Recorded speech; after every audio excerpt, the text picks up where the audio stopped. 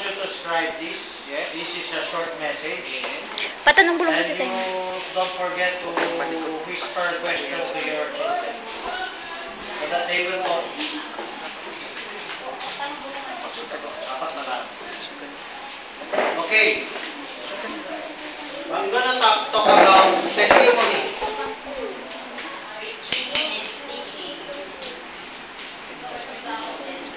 Let's compare traditional. Focus on the black.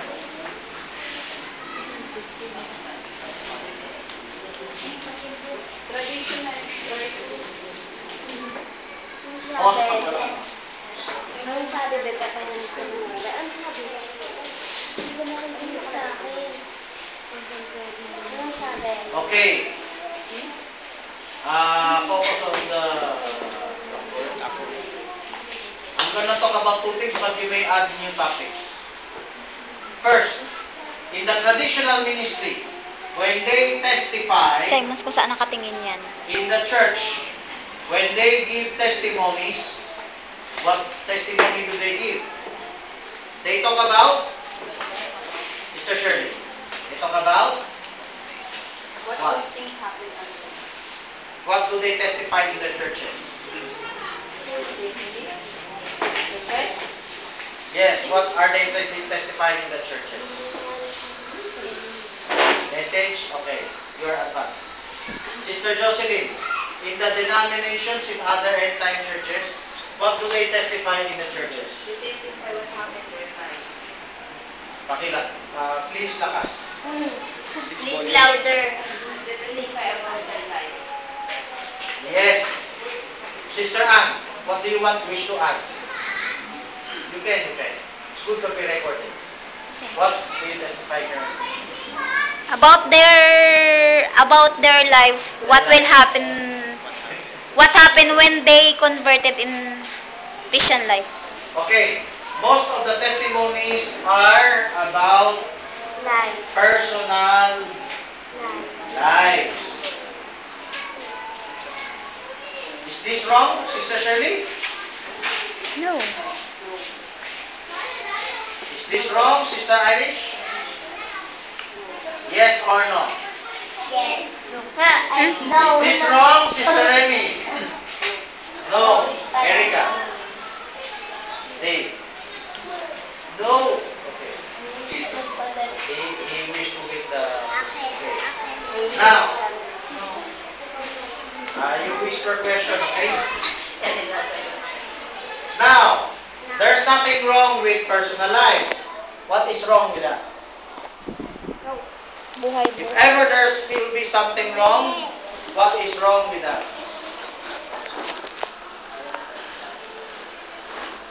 What is wrong, Sister Jocelyn? There is no message. They don't testify the message of God. Testimony It's all about buhay-buhay. in the Bible is not just your personal lives. Testimony is a witness. So you witness. You back something up. You spread a message. Ayaw. When you witness, Ayaw. you also evangelize. But you are in a church, why should you evangelize? Don't you know, even if you are in a church service, you are also evangelizing? You never realize that. Ha? Write this down. Write this down. If you preach in the pulpit, you are convincing the people, you are exhorting the people, you are evangelizing the people. How about discipleship, training, etc.? It is not in the just in the pulpit. It is in the workshops, in the classes. Let's go back to testimony. When you testify, you don't just testify about your blessings, your prosperity, your healings. You don't just testify that. You testify the revelation of God. So who can testify the revelation of God? All believers. Men, women, and children. And there's a scripture for that. I will declare, Psalm 40 verse 10, I will declare thy righteousness before the congregation, the righteousness of God. The goodness of God. Is the goodness of God only in the monetary, in the physical healing? No. The goodness of God is in your spiritual growth. The spiritual manna you receive from God every day. The revelation He has brought you for. You know, it is so mundane, so shallow, so skin deep. You focus on the prosperity, you focus on the physical, while you ignore the vast riches of His revelation. Question. John 1:18 gave the verse na no one has seen God at any time, the only begotten Son who is the most of the Father. We have declared. Declared, yes. Declared God. Declared is the testimony. Jesus Christ, John 3:14, the true, faithful and true witness. The faithful and true witness. Let's talk about testimony. There's what we call the ark of the testimony. What does that mean? The ark is a testament that God miraculously intervened in Israel. And His presence is with Israel. The ark of the testimony. Jesus Christ is the ark of the testimony in the New Testament. And if Jesus Christ is in the ark of the testimony in the New Testament, focus on the block. If Jesus Christ is the ark of the testimony in the New Testament, then He is the Word of God. He is the Logos. He is the message. And it is Him that you declare to the world. It is Him that you testify to the world. And you do not just testify about the shallow things.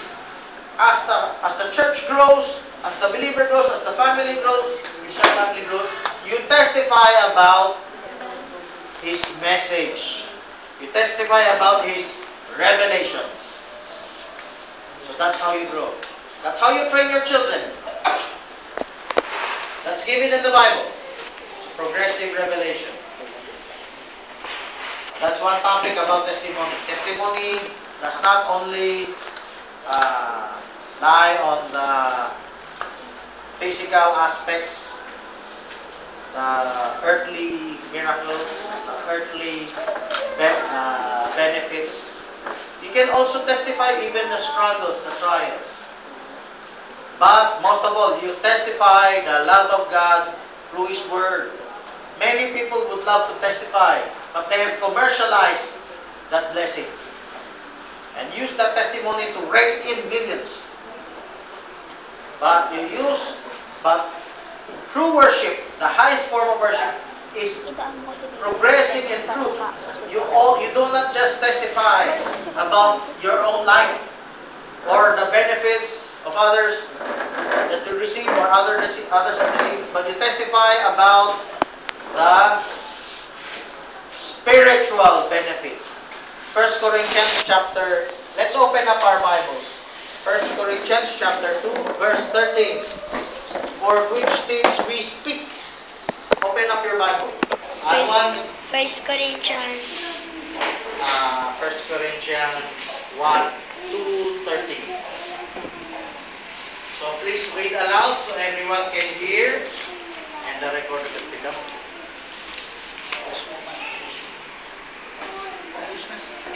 Sister Yan. English. Yeah. English, of course. Do not use. Okay. Which things also we speak not in the words of man's wisdom, but which the Holy Ghost teacheth, comparing spiritual things with spiritual. You did not say aloud which things we speak, right? That's our first word. Not as man's wisdom speaketh. So you need to speak. You speak of the wisdom of God. Okay. So testimony, look it up in the Bible. It's mostly used about God's message. Okay, let's move on to pulpit. Any questions about testimony? Very short question. Very short topic. Sister Len. Can